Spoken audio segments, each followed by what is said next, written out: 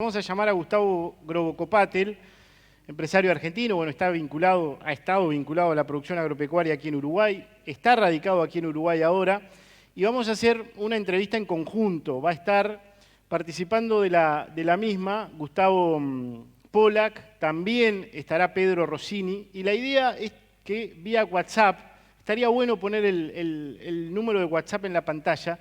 Vía WhatsApp ustedes también puedan participar de esta entrevista. Así hacemos un trabajo conjunto y entre todos podemos sacarle el mayor provecho a Gustavo y capaz que podemos llevarnos algún título importante para publicar de lo que será esta entrevista. Gustavo, buenas tardes, ¿cómo le va? ¿Qué tal? ¿Cómo te va? Muy bien. Buenas tardes a todos. Bueno, arrancamos si les parece. En primer lugar, Gustavo, ¿estamos inmersos en un nuevo superciclo para los commodities? ¿Cuál es su visión al respecto? Sí, digamos, si uno ve la tendencia desde hace 20 años, en realidad no es un ciclo, es una tendencia, ¿no?, que se mantiene, y esa tendencia tiene obviamente oscilaciones, pero la realidad es que hay una demanda creciente que se sostiene en el tiempo, y esa demanda creciente obliga a producir más. Como hay que producir más, hay que ampliar la frontera agrícola. Como hay que ampliar la frontera agrícola, los costos aumentan, y como los costos aumentan, los precios aumentan. En realidad, los precios de los commodities dependen del costo de producción de la última milla, de las últimas hectáreas. Es decir, que esa es la tendencia que vamos viendo. Ahora, eso no es lineal, ni es parejo, está lleno de turbulencias. Es como un rango, uno podría dibujarlo como un rango creciente de precios, donde hay una volatilidad entre los máximos y los mínimos, y esa volatilidad depende del clima, depende de los precios relativos. No sé, ahora subió el precio del fertilizante y de los insumos. Seguramente esto va a traer un aumento en el precio de los granos, o el precio de los granos trae eso, pero digamos es como un círculo que se retroalimenta. Depende del tipo de cambio, de la fortaleza del dólar, depende de los fondos de inversión. En realidad los fondos de inversión no cambian la tendencia, lo que hacen es exacerbar la volatilidad. Pero bueno, después de esta lata, resumo, no estamos en un superciclo, estamos en una tendencia creciente de precios derivada del aumento del consumo de estos productos. Y eso aparentemente, la pregunta podría ser ¿cuánto va a durar? Bueno, se estima que por lo menos 10 o 20 años va a seguir esta demanda creciente por distintos motivos, así que dentro de 20 años ya no es un problema mío. Será de Polak y de Rossi. Y allí, Gustavo, en ese contexto, ¿no?, en esa situación que usted iba describiendo, ¿cómo se va enfrentando el momento de turbulencias que aparece, que también se dan en algún caso quizás hasta con más virulencia también? Sí, por supuesto. Si uno está en un lugar, en una geografía, en un país, donde las condiciones de competitividad son peores, esa turbulencia deja más muertos, por decirlo de alguna manera. ¿Y cuáles son las condiciones? Bueno, yo vengo de un país donde esas condiciones están claras porque, digamos, hay una política agrícola, digamos, por decirlo de alguna manera, agresiva en contra del productor, muchos impuestos y demás. Obviamente que la turbulencia ahí te deja muchas veces debajo de la línea de flotación. Pero Uruguay, sin tener esas políticas, también tiene baja competitividad.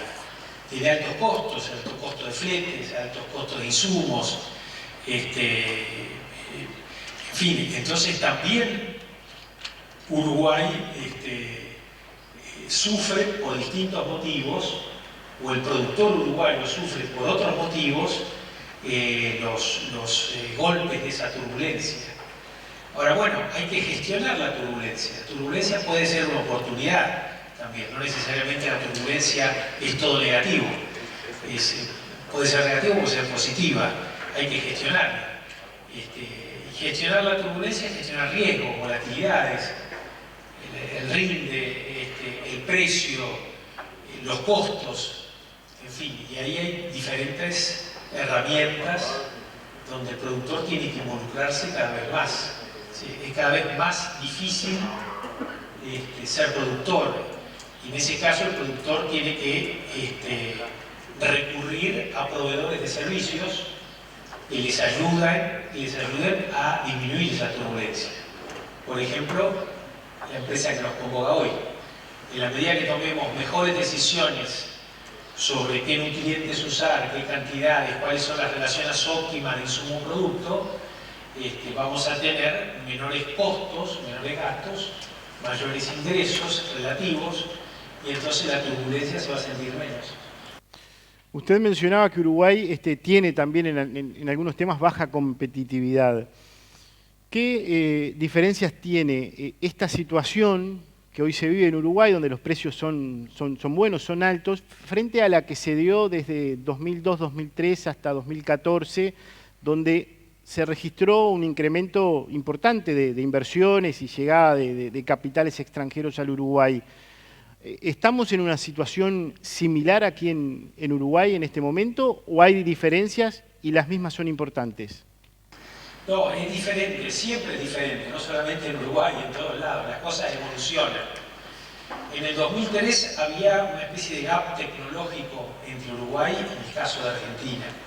Entonces hubo ahí una especie de puesta a punto tecnológica, ¿no? Con el desarrollo de la siembra directa, de variedades nuevas de cultivos, todo este tema que vimos hoy de densidades, controles integrados de plagas, después la agricultura por ambientes, o agricultura de precisión, bueno, en fin, se fueron incorporando tecnología y realmente llegó un momento donde la tecnología que se usaba, o se usa en Uruguay, inclusive es superior a la de Brasil o la de Argentina. Siempre, bueno, ambos dos y otros que están acá son amigos que fueron compañeros de trabajo mío. Y me habrán escuchado decir muchas veces que había que ser muy macho para ser agricultor en Uruguay. Pues mucho más difícil ser agricultor en Uruguay que ser en Argentina, por ejemplo, ¿no? O sea, la variabilidad de los campos, tanta diferencia que hay entre suelos someros, vertisoles, suelos con pendientes, con riesgo de erosión. En fin, acá el mapa es muy diferente y está todo en un mismo potrero. Entonces, había que ser, y hay que ser mucho más sofisticado desde el punto de vista técnico para ser productor en Uruguay que en otros lugares. Por eso, las volatilidades en Uruguay son mayores que en Argentina o que en Brasil. Acá la volatilidad precio, claro, obviamente cualquier problema que haya en el clima que no sea perfecto, impacta mucho más acá que en otros lugares. Por eso el uso de tecnología, como este tipo de tecnología que ofrecen, que estoy haciendo una venta... Impresionante, a full. Seguí. La tecnología que ofrecen... Seguí así. La dupla Rossini y Pollack es clave en Uruguay. Ellos, en realidad lo hacen porque me lo escucharon a mí hace como 20 años, pero o sea que tengo que cobrar una comisión de este negocio que se generó. Pero, bueno, es eso. O sea, la baja competitividad uruguaya no solamente está vinculado con temas de la política o de los costos, sino con las características de los suelos. Claro, las condiciones ambientales. Las condiciones ambientales son peores. ¿Y hoy cómo está Uruguay para atraer inversiones?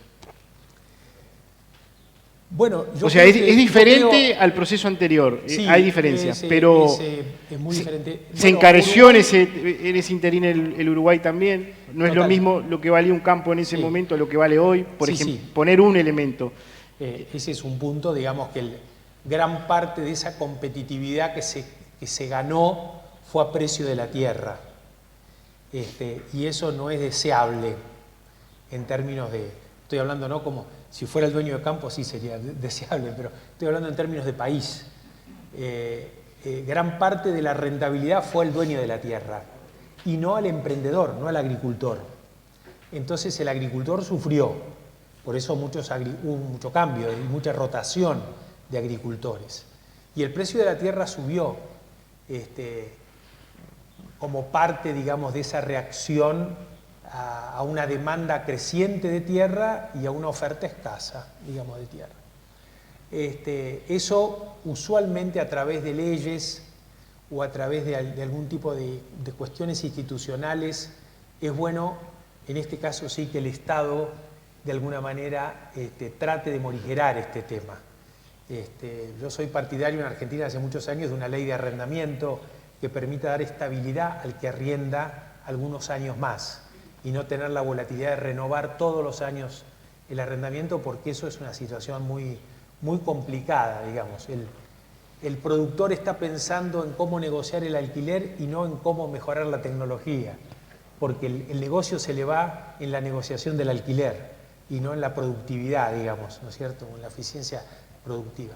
Pero ¿cómo está hoy Uruguay? Hay que ponerlo en un contexto. Estamos en un contexto de pandemia, estamos en un contexto de crisis en general de casi todos los países de Latinoamérica. Si miramos el mapa de Latinoamérica, son pocos los países que se salvan de los problemas, y Uruguay está un poco mejor. Está un poco mejor porque tiene la macroeconomía más estable, está un poco mejor porque no hay crisis políticas como hay en otros países, por ejemplo en Chile o Perú. Está un poco mejor porque esa estabilidad probada a lo largo de los años hacen que mucho dinero que hay en el mundo que no sabe a dónde ir tenga a Uruguay como una opción, que no los tienen otros países del mundo. Ahora, ¿y esa opción? ¿Qué falta para que esa opción sea una realidad o se acelere, digamos, ese proceso? Te iba a decir eso. También me lo habrán escuchado a mis caros amigos, y lo digo con cariño. Hoy soy uruguayo, ¿no? Uruguay tiene el síndrome de la chiquitud. Ustedes son chiquitos, se perciben chiquitos y actúan como chiquitos. Y eso es un error, porque en la realidad hoy las empresas son globales. O sea, Pollack y Rossini podrían estar desarrollando esta tecnología vendiéndola en todo el mundo. Pero seguramente ellos dos están pensando solo en Uruguay. Y no sé, en Colonia, un poquito más. Pero no mucho más. Si los uruguayos podamos pensar, digamos, en que nuestro mercado es el mundo y que estas tecnologías y estas acciones se pueden vender al mundo, ahí seguramente también eso atraería más capital. Porque el capital hoy no viene porque es chiquito. O sea, las inversiones se hacen sobre cosas chiquitas. Si en cambio hacemos inversiones sobre cosas que tienen un gran upside, digamos, un gran potencial de crecimiento, seguramente eso se va a atraer mucho más. Bien, Gustavo, Pedro, ¿alguna pregunta vinculada a la tecnología? Ahí con respecto a ese tema, volviendo a ese tema, yo te he escuchado varias veces decir justamente eso, de que en realidad Uruguay es un país chico y obviamente estamos inmersos en un mundo de commodity. Y en realidad Uruguay no tiene mucha estrategia para cambiar las reglas del juego. La oferta no la puede cambiar, tiene dos monstruos al lado, tiene Argentina, tiene Brasil. Entonces básicamente en realidad al no poder cambiar la oferta no puede cambiar el precio, depende un poco de lo que deciden el precio, que son sus vecinos. Entonces vos siempre viste una oportunidad en Uruguay de exportar valor agregado y exportar tecnología. Sí. Pero más allá de eso que mencionás recién, de que relacionás eso a más un tema cultural de nuestro tema de chiquitez, ¿qué tipo de valor agregado crees que podría exportar Uruguay? ¿Cómo podría cambiar esa regla del juego Uruguay para realmente ser un exportador de valor agregado y que no solamente exporte soja, que no solamente exporte maíz, que exporte tecnología, que sea soja con algo, que sea maíz con algo? ¿Por dónde va eso? Bueno, hoy el gran valor que se genera en empresas vinculadas con las tecnologías de última generación. Las tecnologías de última generación son los que dan exponencialidad a las empresas. La capacidad de crecer mucho y de generar mucho valor. Una empresa como Mercado Libre nació en Argentina y uno podría decir, es un mercado de 40 millones. Sin embargo, Mercado Libre hoy está en todo el mundo, digamos en América.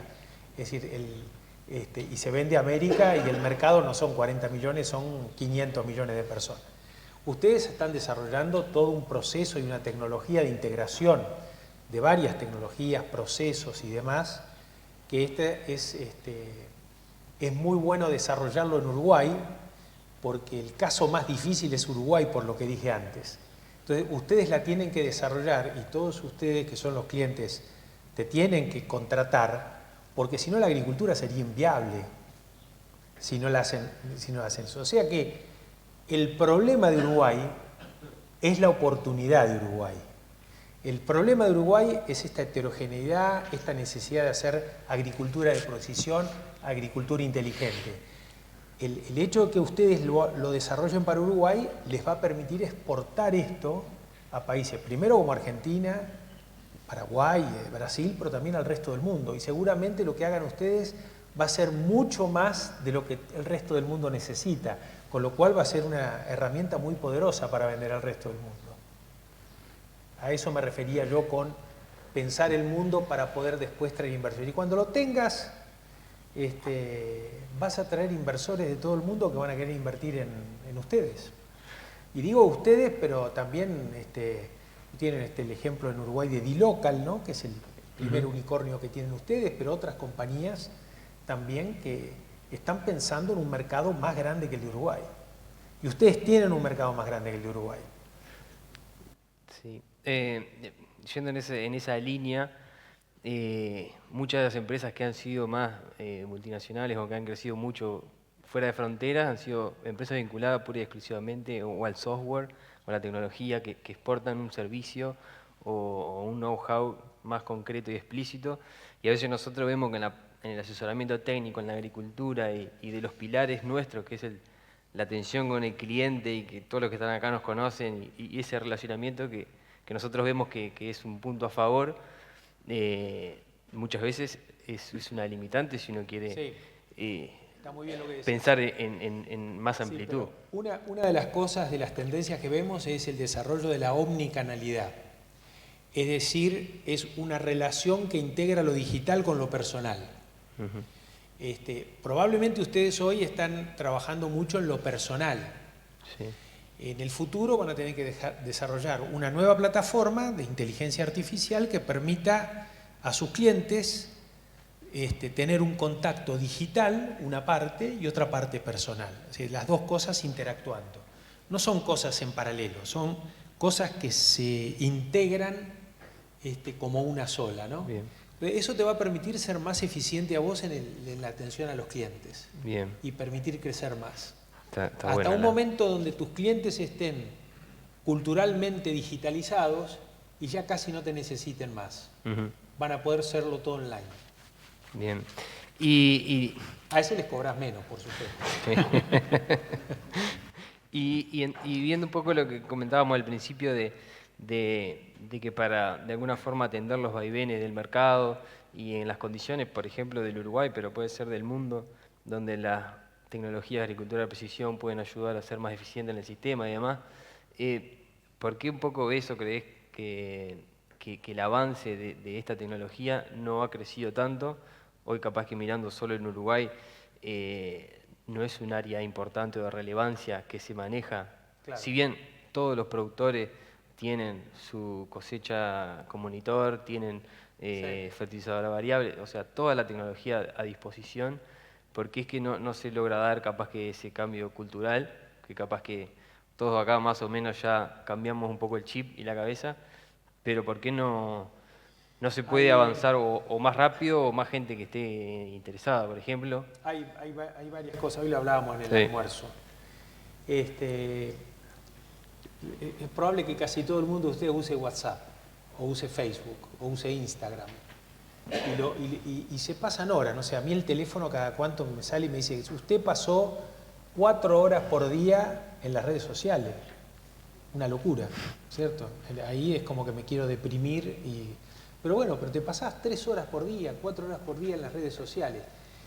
Y no pueden pasar 5 minutos por día mirando su cuenta corriente en el teléfono o mirando el mapa, tomando decisiones sobre el mapa. O sea, están digitalizados para la boludez y no están digitalizados para lo que les dé plata, digamos, y la gestión.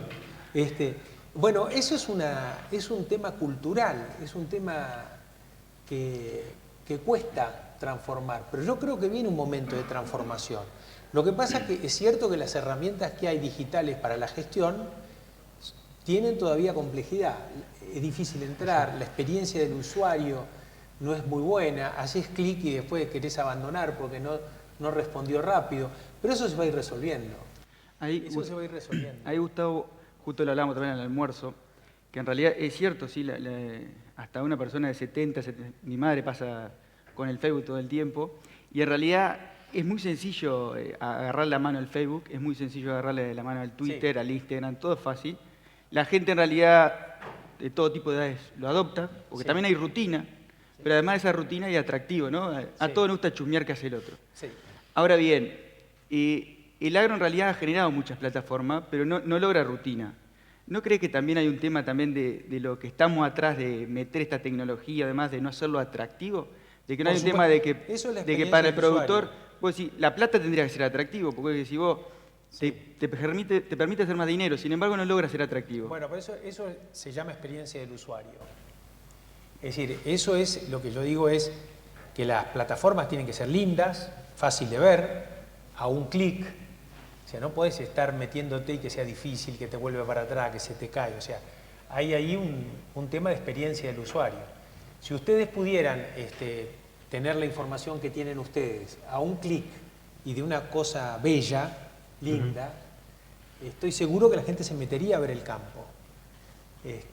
Nosotros acabamos, les contaba, hacer una plataforma que se llama Magua en la empresa nuestra en Argentina, que invertimos mucho dinero en experiencia del usuario. Bueno, no es un invento mío ni de la plataforma, Steve Jobs lo decía, ¿no? Steve Jobs era calígrafo, no era ni ingeniero ni nada, era el tipo que hacía las letras con caligrafía como antes. La señora me dice que sí, porque tenemos más o menos la misma edad y sabemos que la palabra caligrafía para estos chicos no existe, pero digamos, antes existía la palabra caligrafía. Era el tipo que escribía, ¿viste? Las letras. Bueno, este tipo tenía una fijación con lo bello y quiso hacer de Apple algo que sea, ante todo, algo lindo para usar. Bueno, una vez que vos te acostumbras a Apple, es difícil volver atrás. Como si tenés, no sé, un Mercedes-Benz, no podés volver para atrás. Y en esto tiene que ser lo mismo, tienen que hacer algo que realmente sea espectacular, que no sea solo utilizado por los ingenieros agrónomos, ¿no? Que no tengas que hacer ningún curso para poder entender lo que digan ustedes, y que esa información esté presente en el teléfono celular mientras es la cola del banco o mientras estás tomando un café, y así como cuando uno hace eso, va mirando Facebook, vos podrías ir mirando el campo, podrías ir mirando los precios de los fertilizantes, las mejores opciones, tener alguna charla de alguien que te diga algo, en fin, hay que armar una plataforma que genere un nuevo vínculo entre los clientes y ustedes. Esa plataforma tiene que ser fácil, bella, útil, online y mobile, en el teléfono. La tendencia cambia que la gente cada vez hace menos cosas en la computadora y más en el móvil. Ese proceso, Gustavo, de digitalización, ¿se va a acelerar? Lo mismo le preguntaba a Ciampiti. ¿Va a ser mucho más rápido? O sea, si ahora lo que hemos visto nos parece rápido, en 10 años... No, va a ser totalmente distinto. No nos imaginamos cómo va a ser. Va a ser absolutamente rápido, va a ser una cosa, en un clic vas a dar órdenes, vas a tomar decisiones, todo con un clic. Y eso va a contribuir a bajar la volatilidad que hablábamos.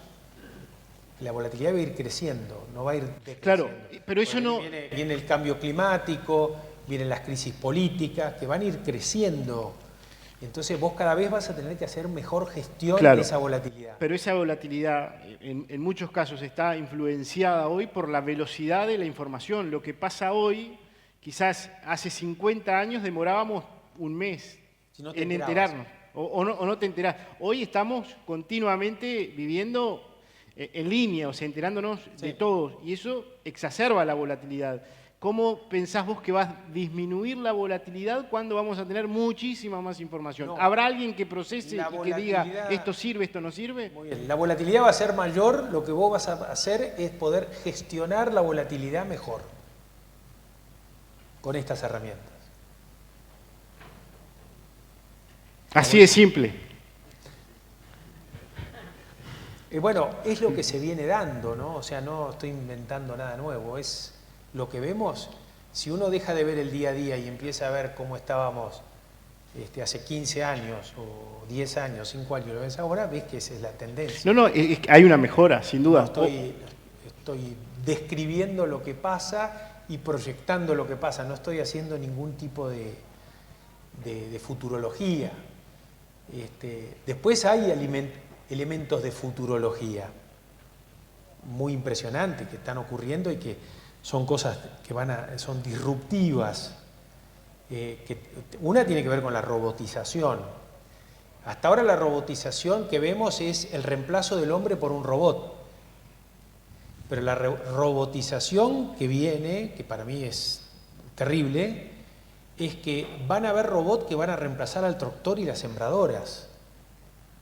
Es decir, no se van a necesitar más tractores ni más sembradoras. Es un robot que va inyectando semillas, como eran los incas antes.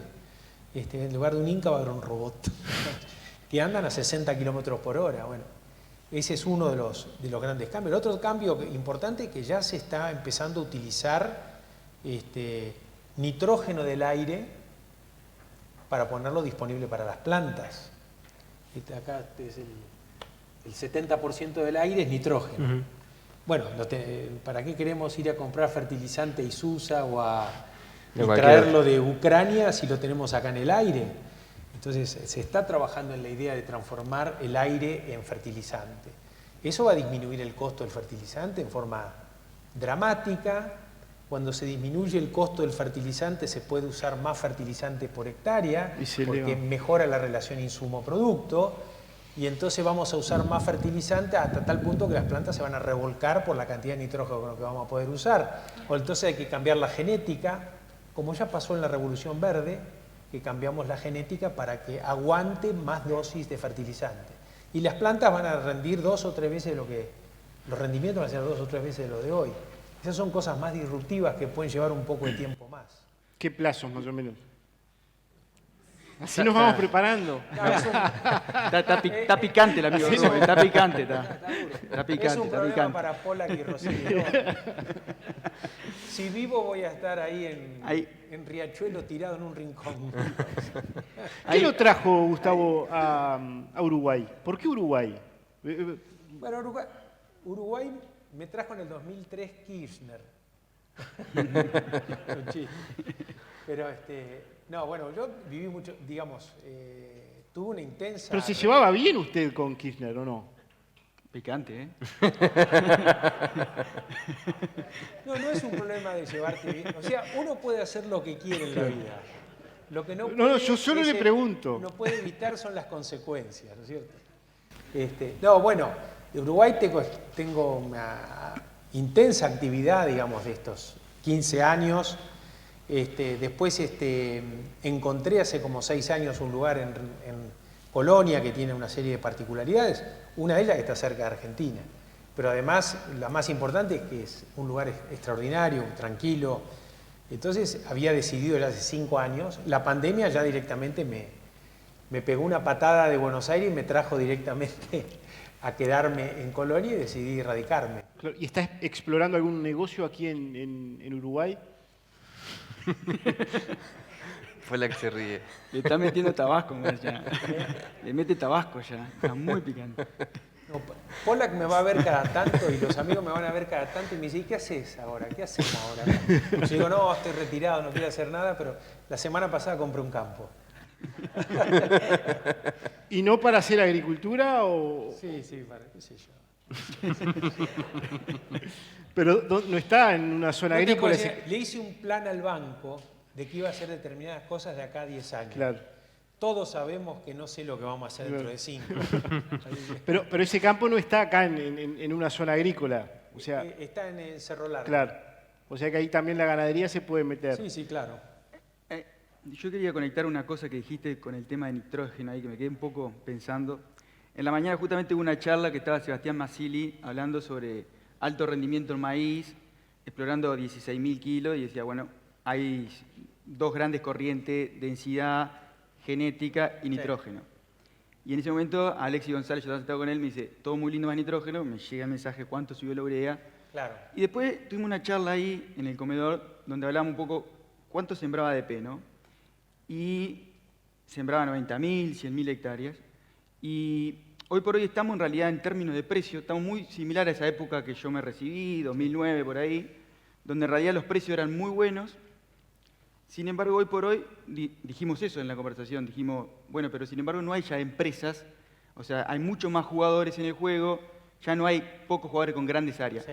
¿Puede tener que ver que ahora estamos a un precio bueno y que no tengamos esos jugadores grandes nuevamente por un tema de que tenemos una agricultura muy cara?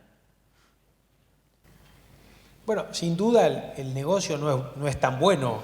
O sea, los precios altos no significan que los negocios sean buenos. No necesariamente significan eso. Eso, digamos, está mal que lo diga, pero digamos, es algo que aprendí hace mucho tiempo. Digamos, no hay campos malos, ¿te acordás? ni campos buenos. Exactamente. Un amigo mío, un prócer, digamos, de la agricultura argentina, que era Rogelio Fogante, siempre me decía, Gustavo, no hay campos buenos o campos malos. Hay negocios buenos y negocios malos. Y esto es más o menos parecido. No, yo lo que creo es que los precios altos o los precios más bajos no te evitan de tener una gestión afinada. Siempre va a ser así. Por eso, digamos, proveedores de tecnología con cierto grado de sofisticación que atienden a solucionar los problemas es una forma, digamos, de estar en el negocio.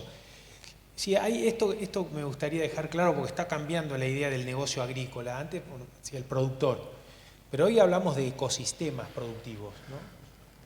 El ecosistema productivo es el productor, pero también es Gustavo Pollack, o otros ingenieros, o el que provee insumos, o el que conduce acá el evento que recibe un sueldín por hablar bien de la soja o del maíz.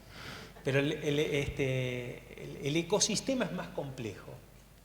¿Por qué quiero decir esto? Porque en realidad a medida que aumenta la tecnología y se hace más compleja, los robots, el nitrógeno del aire y demás, de todo el paquete que se genera, el productor cada vez tiene una torta menor, porque cada vez depende menos, primero del factor tierra y depende más de otras cosas, la productividad, y el productor queda de alguna manera como tomador y ensamblador de todas esas cosas del ecosistema. Un amigo mío decía que era como el ensamblador de la industria automotriz. Es decir, ese es un poco el rol del productor puro. Ahora, si es un productor que se capacita, mejora, empieza a usar más tecnología, le da un valor agregado a su producto, porque hasta ahora estamos hablando todo de innovación en el proceso, no estamos hablando de innovación en el producto. Es cómo producir más y mejor lo mismo que hacían los chinos hace 5.000 años. Entonces hay que empezar a trabajar en el proceso, cómo transformamos esos productos del campo en productos que tienen más valor.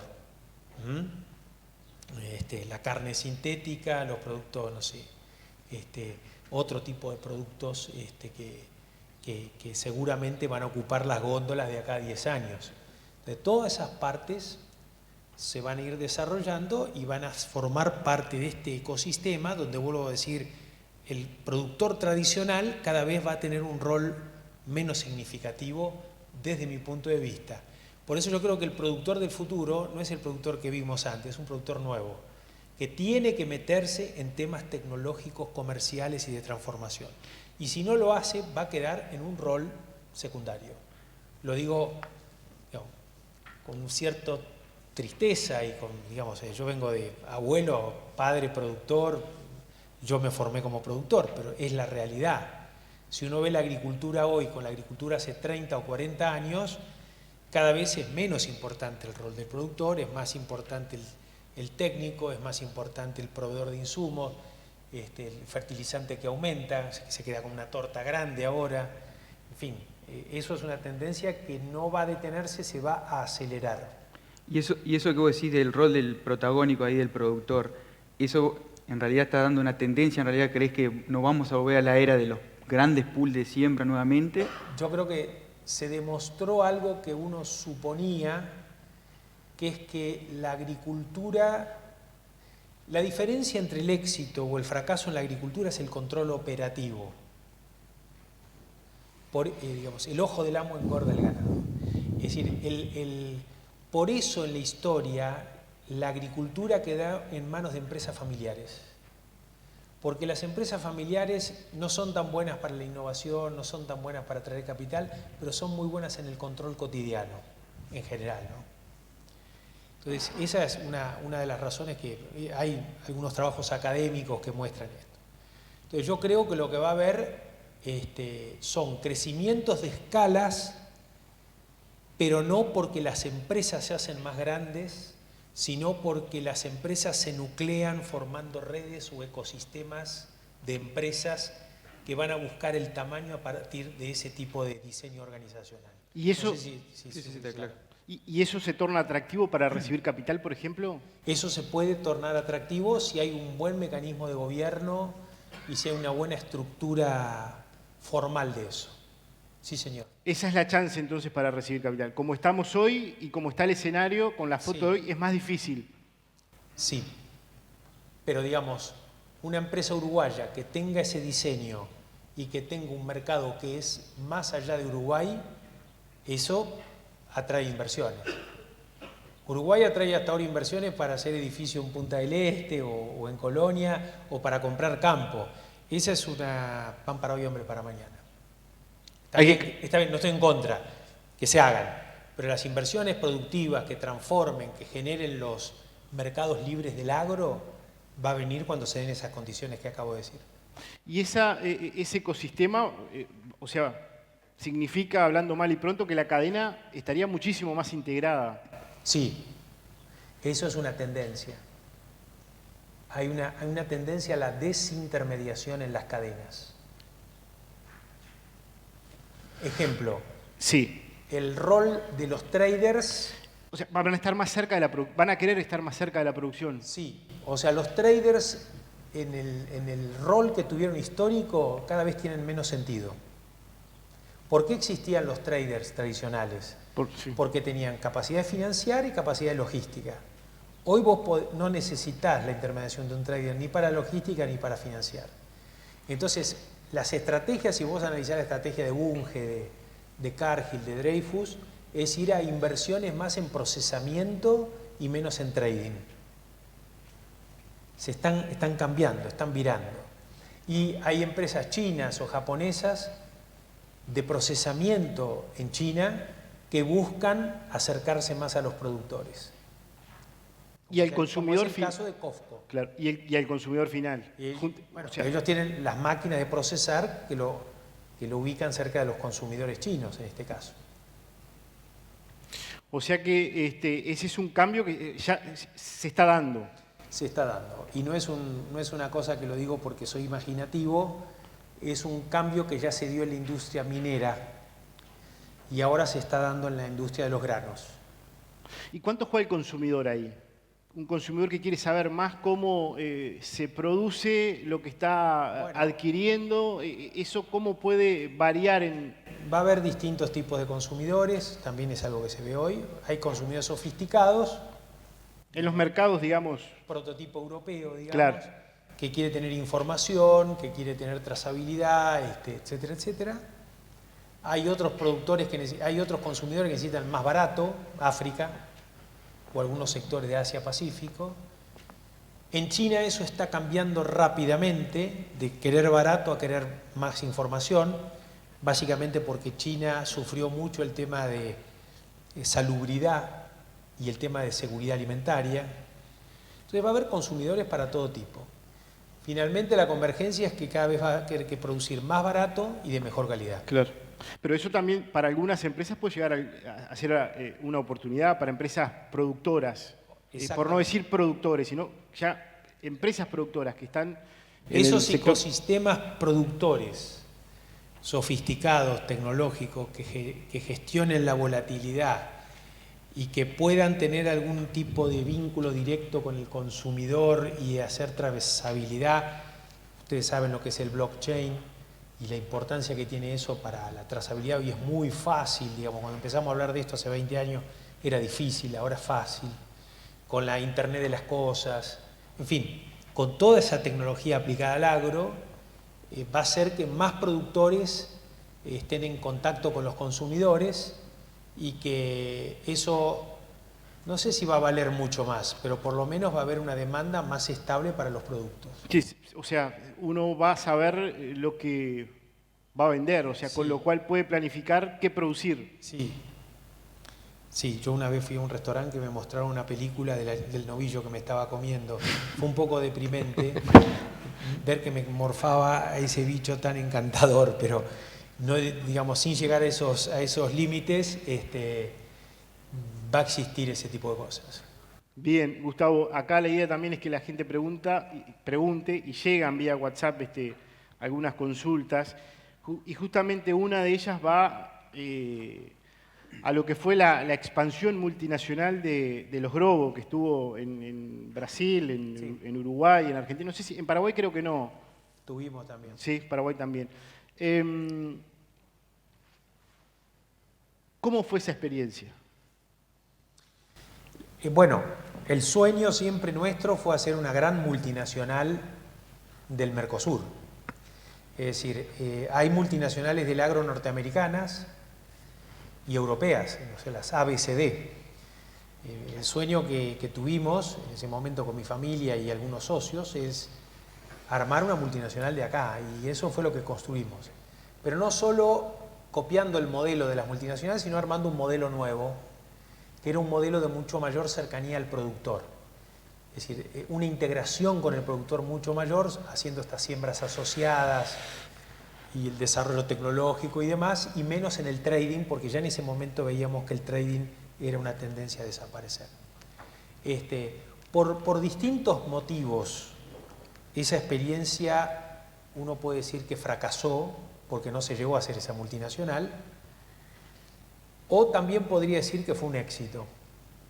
Expliquemos los dos escenarios. Bueno, es fácil decir por qué fracasó. Sí. Terminamos vendiendo a la empresa de Brasil, a Mitsubishi, ganamos plata, pero no hicimos la multinacional. En Uruguay hicimos un proceso que no tenía nada que ver, que era que con Marcos teníamos una visión diferente, digamos, sobre el futuro de la empresa. Marcos mucho más vinculado con la empresa familiar y nosotros mucho más vinculados con una empresa más multinacional o transnacional. Y bueno, lo de Paraguay era una operación chica, digamos que era otro problema, que no teníamos socio, entonces también al ser pequeña decidimos desactivarla. Entonces, eso fue, si vos lo lees, no llegamos a eso. Sí llegamos a profesionalizar la empresa. Hoy en Los Globo una parte importante del capital accionario está en la Corporación Financiera Internacional, el brazo financiero del Banco Mundial, el Banco de Holanda, el Banco Soberano de Holanda, en los fondos de pensión de Singapur, de China, los jubilados de, no sé, siempre que me preguntan en el campo mis amigos, che, ¿y vos para quién trabajás? Digo, yo soy peón de los jubilados de Canadá. En fin, una empresa global, sin perder un poco eso. ¿Qué ahora, participación tiene la familia hoy allí en la empresa? El 24%. 24%. Ahora, si vos me decís, yo como lo miro, el éxito de nuestra actividad está acá. Está en, este es hijo, y ahí abajo debe haber 10 hijos de este proyecto, todos con ganas de hacer la multinacional, o espero que después de esta charla tengan ganas de hacer la multinacional que yo no pude hacer, pero ellos están en perfectas condiciones de... Ahí con el diario del lunes, cuando dijiste ahí de los socios estratégicos, ¿no? Del Uruguay, en Paraguay, con el diario del lunes, ¿crees que instalarse para poder generar esa a nivel regional que tuviste que instalarte en otros países, Si tuvieras que volver al tiempo atrás, ¿lo habrías hecho solo o seguirías por el proceso de socio estratégico? No, ¿Es un duda, requisito excluyente el socio estratégico? Sin duda lo haría de vuelta como lo hice con socios. Lo hubiese vuelto a elegir a Marco Guigu, hubiese vuelto a elegir a todos los que elegí realmente. ¿Por qué no se llegó? Y no se llegó porque lamentablemente cuando vinieron los japoneses a invertir no les gustó Cristina Kirchner. Entonces querían invertir en Brasil pero no en Argentina. Si ellos hubiesen invertido en todo el holding, hoy tendríamos una empresa, un Cargill de Latinoamérica, con los japoneses de socios. Es muy difícil el mundo que vivimos y el mundo que viene más todavía, hacerlo solo. O sea, es un requisito excluyente el socio Sí, estratégico. si querés crecer tenés que hacerlo con otros. Volvemos al ecosistema. Sí, ese es el modelo de negocios, pero después cómo lo haces es muy difícil hacerlo solo.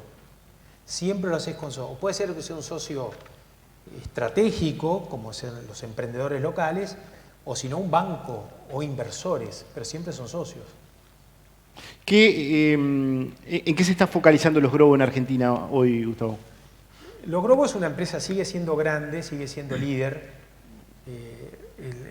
siembra 250.000 hectáreas, origina más de 2 millones de toneladas, tenemos 40 sucursales, o sea, el modelo de negocios es muy parecido.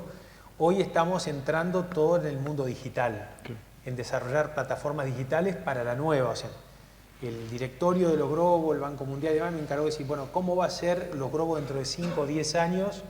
Y yo lo que veo es que va a ser omnicanal, o sea, una gran parte digitalizado. Entonces estamos desarrollando esas tecnologías. ¿Y no pica el bichito de volver a intentar lo de la multinacional del Mercosur? Sí, pero yo ya estoy viejo. Es para esto, no es para... Es para los frutos de ese proyecto. Los frutos de ese proyecto están diseminados. Hoy la verdad que pasé un día muy emotivo en el almuerzo porque me encontré con, no sé, 10, 15 personas que trabajábamos juntos y es muy emotivo porque son como semillas que van quedando y en la conversación hay una forma de ser común. O sea, cuando ellos, por más que no sean socios o trabajen, hay una manera de interpretar a la empresa, al emprendedurismo, a la agricultura común. Y ese es el virus, el principal virus que infectamos a estos y no se pudieron vacunar. Es el virus del emprendimiento, el virus de hacer más, el virus de la tecnología, el virus de hacer con otros, y eso les quedó. Yendo justamente a eso, el hacer con otros y los socios estratégicos, que también nosotros lo discutimos muchísimo, es cómo hoy esa sociedad estratégica puede ser con otras empresas u otros profesionales que tengan expertise en otro rubro, en otra tecnología, Claro. en algo que trascienda a nosotros. Por eso hablé que vos tenés un tipo de socios que son los estratégicos, que son los tipos que te agregan un conocimiento que vos no tenés. Cuando nosotros decidimos venir a Uruguay lo hicimos con Marcos porque Marcos tenía un conocimiento que nosotros no teníamos. Claro. Entonces ese es un socio estratégico, ¿no? Es decir, ¿quién es el socio que tiene la tecnología que ustedes no tienen o en qué le falta crecer, etcétera, etcétera? Los otros socios son los de capital. Vos suponer que vos crees que sos capaz de hacer todo, te falta plata. Claro. En ese caso vienen los inversores de capital. Es un error conseguir los inversores de capital si no tenés claro lo que querés hacer. Correcto, correcto. No, y es un error tener un inversor estratégico para tener un lindísimo proyecto pero que no tengas combustible. Claro. Las dos cosas son errores. Sí, hoy nosotros vemos, o sea, el expertise agronómico, cómo tiene que estar cada vez, en lo que hablamos hoy, más conectado con alguien que sepa mucho de software, alguien que sepa mucho de estadística, alguien que sepa de desarrollo de algoritmos, que pueda agarrar información de distintas fuentes y volcarlo en una recomendación que antes capaz que nosotros teníamos más habilidades o con las habilidades que teníamos éramos suficientes para para usar toda la fuente de información que hoy Pero hay. ese es el problema. Cuando Mercado Libre o Globan compra una empresa, no compra la empresa, compra la gente que está dentro de la empresa. ¿Está? Sí, clarito. Bien, pueden enviarnos las preguntas a través del número de WhatsApp que está apareciendo en la pantalla. Gustavo, Si siguen las preguntas, además del almuerzo, no, me van a deber la cena. Bueno, eso ya es tema de Pollack y Rossini. ¿Te imaginas una llegada de argentinos a Uruguay luego de lo que pasó con la pandemia, la situación política, la estabilidad que ofrece Uruguay, según mencionabas al principio? Lo del campo no creo que sea con la intensidad que fue en el 2005, 2006. Yo creo que eso fue un proceso, para mí fue exitoso, más allá que haya empresas que ya no estén más acá, porque quedó instalado en Uruguay una forma nueva de hacer agricultura que los uruguayos la están aprovechando y la agricultura de los uruguayos. Podrá venir una empresa, es una excepción, pero yo me acuerdo cuando empezó esto, había gente que decía, no, los argentinos se quedan con todo, y había un cierto nacionalismo, digamos. Yo me cuidaba mucho de hablar porque, digo, acá me van a cascar. Pero yo creo que ese proceso no lo veo de esta manera. Creo que ustedes conocen mejor que nadie cómo producir, hay suficiente cantidad de emprendedores en Uruguay para hacerlo, y no veo que un argentino pueda encontrar algún tipo de valor acá, más allá de que tenga dinero y que lo quiera gastar acá. Pero me parece que puede haber inversiones de otro tipo, ¿no? Estamos en Colonia, hay anunciadas en Colonia 2 o 3 inversiones que van a cambiar Colonia, ¿no? Está el proyecto urbano ese tan importante ahí en Ferrando y el Calabrés, está la zona franca, los 2 edificios terribles de la zona franca acá en la zona de acá. Sí, cerquita. Sí, me parece que van a venir más para ese lado. ¿Te imaginas gente viniendo a vivir y trabajando en Argentina, quizás? Me imagino eso mucho más. Sí. Creo que va a haber gente que va a querer vivir acá y viajar a Argentina todos los días, o día por medio, o una vez por semana. Me imagino que eso va a ser importante. Eso es un ecosistema también, Claro, que genera una cantidad de demanda de trabajo, de servicios infernal. Y bueno, y que va a ser parte del portafolio que tiene hoy de Colonia de diferentes ecosistemas. El agrícola, el turístico, el urbano, el de... siempre toda la gente habla del Colonia turístico para que la gente, en lugar de quedarse una noche, se quede 2 noches. Bueno, ¿y por qué no que se queden todas las noches? Que se queden a vivir. Gustavo, y la llegada de inversiones desde fuera de la región, pensando sobre todo en el agronegocio, ¿lo ves atractivo o volvemos al principio, que el tema de la competitividad en Uruguay es un elemento que en muchos casos le puede poner un freno a esa decisión? Yo creo que los países yo soy un creyente del Mercosur, quiero decirlo de antemano, así evitamos cualquier tipo de interpretaciones. Y soy un creyente del Mercosur porque creo que la globalización es un mundo de regiones.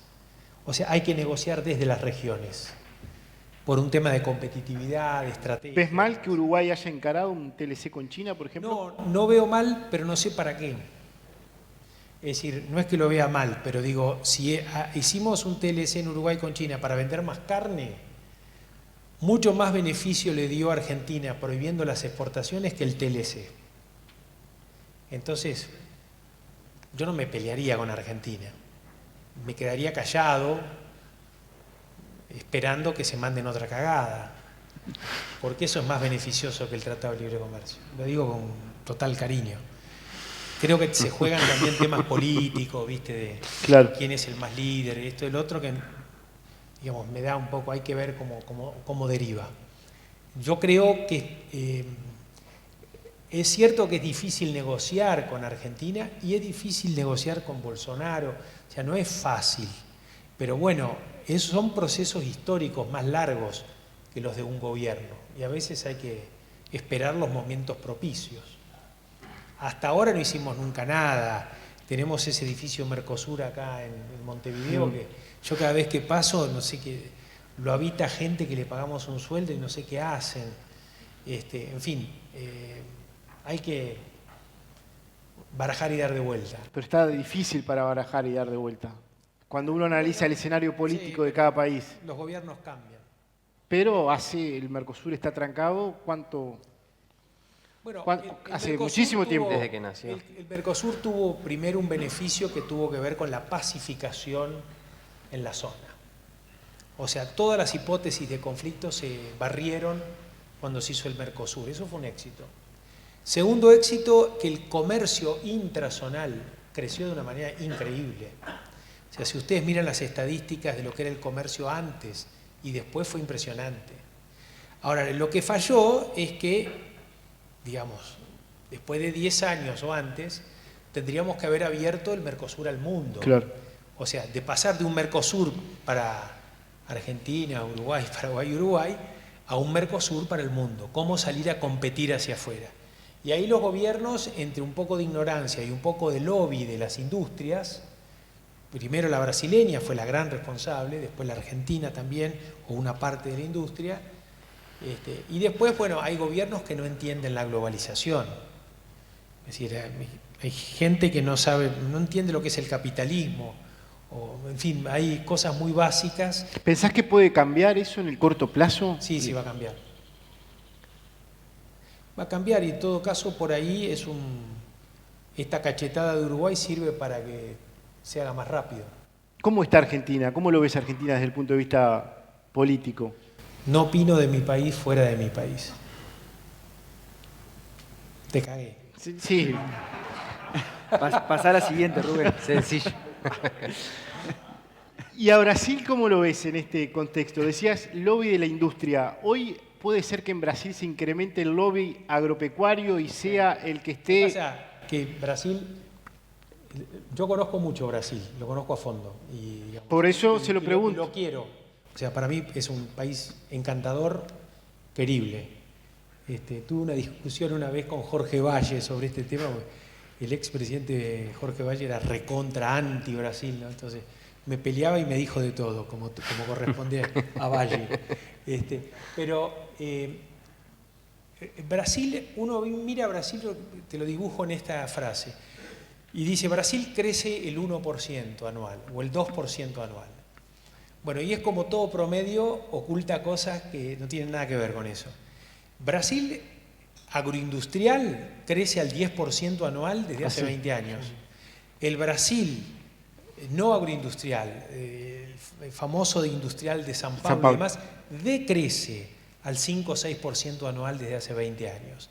Es decir, se transformó la matriz productiva brasileña. ¿Y eso está influyendo en las decisiones? Por ejemplo, en esa intención de apertura que está mostrando Brasil. ¿Está pesando más el lobby agroindustrial que el lobby industrial? Está pesando cada vez más, por supuesto. Por eso Brasil cada vez es más aperturista, si querés. Claro. En alguna manera todavía hay resistencias. Y en Argentina no es aperturista por un tema ideológico, ¿no es cierto? Ni siquiera de estructura.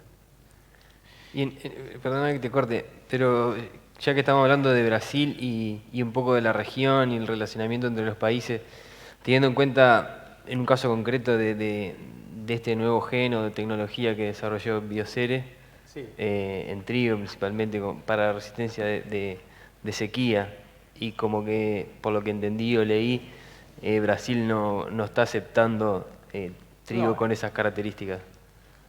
Brasil no. 10 industriales de Brasil. Ok. 10. ¿Y eso Y hay impacta en la decisión del 5 país? de la misma industria que sí lo aceptan. Ajá. Lo que nosotros no dependemos de la opinión de 5 industriales que cuidan su kiosco. Dependemos de que el gobierno te autorice o no autorice. Y en ese proceso estamos. Ahí va. Sí. Entonces, como que hay una puerta abierta todavía que... Claro, porque en realidad el que tiene que aprobar o desaprobar es un comité de científicos que depende del gobierno. Lo otro es una opinión de los industriales de avitrigo. Bien. No, pero eso me parece que está bueno de un desarrollo que es increíble y es un desarrollo Es un biotecnológico desarrollo súper que nuevo. aumenta el rinde 20%, Perfecto. ¿ok? En trigo. Un trigo.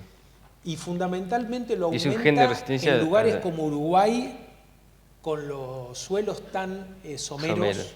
porque te hace aguantar esa sequía que podía tener un suelo somero, lo aguanta mejor este trigo. O sea que para Uruguay, espectacular. Es decir, podrías aumentar un 20%. De casualidad, esa tecnología no es norteamericana o no es europea, es Mercosur, es del Río de la Plata, o Argentina, no sé cómo quieras decirla. Entonces nos encontramos que somos líderes. El liderazgo no es una ventaja, es una responsabilidad. Es una responsabilidad y hay riesgos de ser líder. Y hay que gestionar los riesgos de ser líder. Lo que quiere una parte de la industria en Argentina es que no seamos líderes, que lo cajoneemos a esto. Ajá. ¿Entendés? Digo, hay que cajonearlo y que no salga. Y que primero opinen los consumidores. Consumidores que comen, es decir, el tomate que comen no es el tomate original. El tomate original era venenoso. Los pomelos son mutantes. La mayoría de los productos medicinales tienen que ver con transgenia, mutagénesis. En fin, el consumidor va a consumir lo que es más rico, lo que cuesta más barato. El consumidor no va a comer un proceso, va a comer un producto. No sé si está claro. Sí, sí, sí. Entonces, que la industria procesadora esté en contra no me parece raro. La industria no quiere modificar, no está en el negocio del productor. Si rinde un 20% más o rinde un 20% menos, no la ve directa. Lo que me llama la atención es que haya productores que estén en contra. Eso tienen lavado el cerebro. ¿Brasileros o argentinos? Argentino. Ajá. Sí, ahí es más difícil. Es difícil entender que los productores estén en contra de que el rinde del trigo sea un 20% más, en sequía especialmente. Claro. Ahí, Gustavo, y sin Soy un poquito buscarte... vehemente en esto. Ahí sí opino de mi país. Ahí va, buscándote en realidad un poco la boca del tema de hablar de Argentina, pero respetando un poco eso. Justo cuando hablaste del lobby en el tema de agroindustrial brasilero, yo trabajé muchos años con un productor brasilero y siempre decía, te ponen un impuesto a la tierra, te suben el precio del gasoil y no se mueve un camión, no se mueve un tractor. En Brasil. En Brasil. En Argentina hay mucho movimiento del sector agropecuario, acá para allá, impuestos, cambian las reglas de juego todo el tiempo.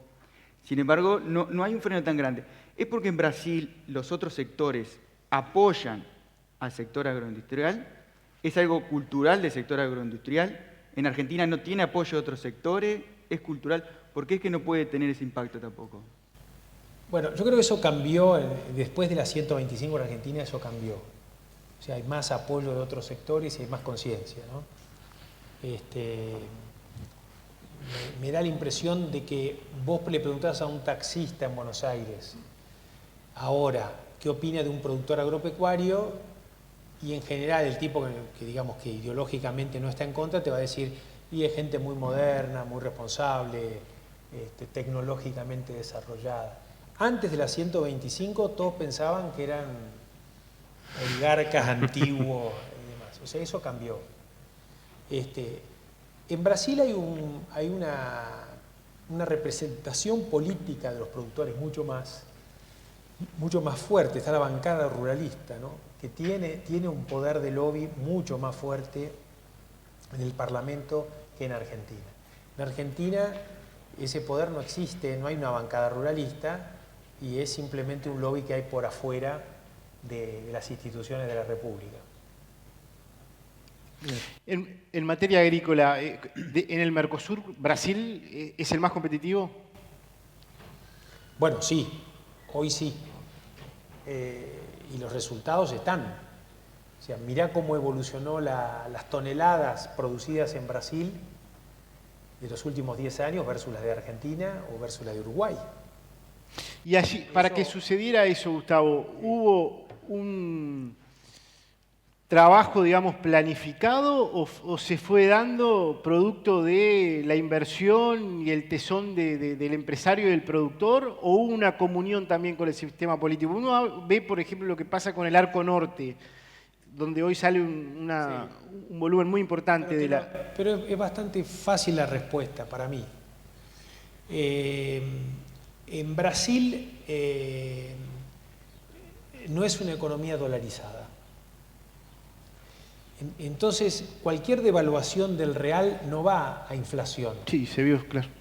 Entonces, te devalúan el real, te mejoran los resultados de la agricultura automáticamente y todo lo que le sobra va a sembrar a la próxima campaña.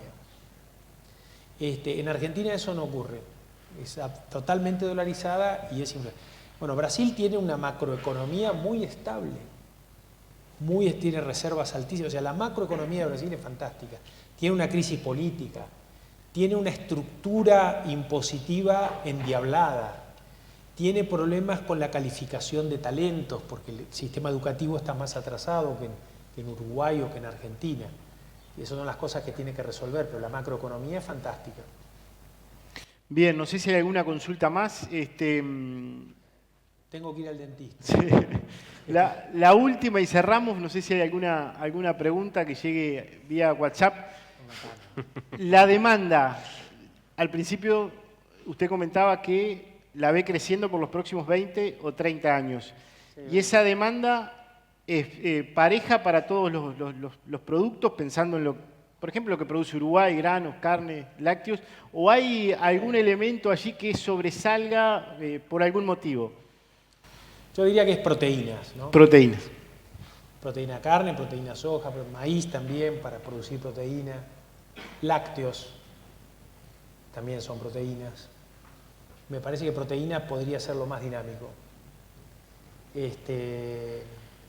En China la población, hay un mesetamiento de la población, pero hay un consumo per cápita que todavía está creciendo.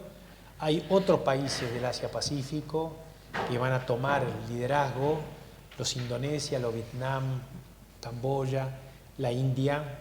En ese caso serán proteínas vegetales también, legumbres, importante lo de las legumbres. Y después África. África consume un 20% del mínimo que dice la Organización Mundial de la Salud que hay que consumir de proteínas. Y la posibilidad de producir ellos están, pero no es tan competitiva como la que puede tener Uruguay. Bien, Gustavo, muchísimas gracias. También para Gustavo Pollack, para Pedro Rossini. La idea es ya cerrar la actividad, hace un día muy intenso. También acá viene un presente, me parece. Lo va a entregar Pedro. Bueno, en representación de la empresa. Pollack regalando algo. Es difícil. No la abra en público. No la abra en público. No, sí, no. Sí, tranquilo. La mierda. Y sí. Bueno. El tipo es sutil, ¿eh?